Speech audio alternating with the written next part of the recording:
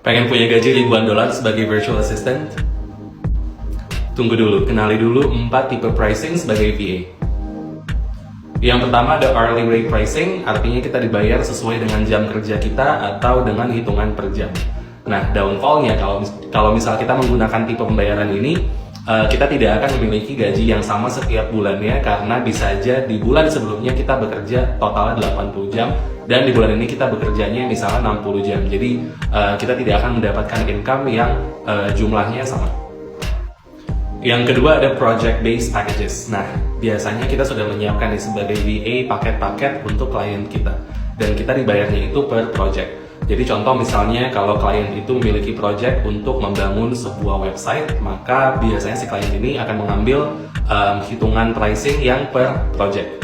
Nah, jeleknya tipe ini kadang-kadang kalau misalnya kita mengerjakan suatu project, kita tidak bisa melihat atau mengestimasi kira-kira itu selesainya kapan, ya kan? Makanya biasanya hitungan per project ini kurang diminati.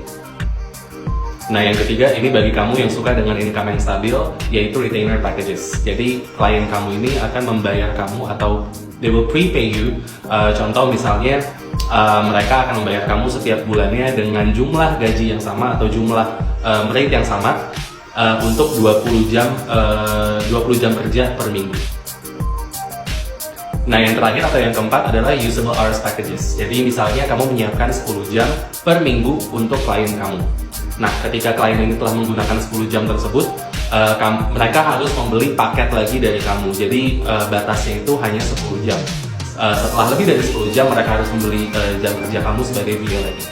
Nah, kalau misalnya mereka belum menggunakan 10 jam tersebut, misalnya mereka baru menggunakan 8 jam, artinya kamu harus set sebuah expiration date. Contoh misalnya 10 jam untuk 1 bulan, atau untuk 1 minggu, atau untuk 2 minggu, sesuai dengan preference kamu.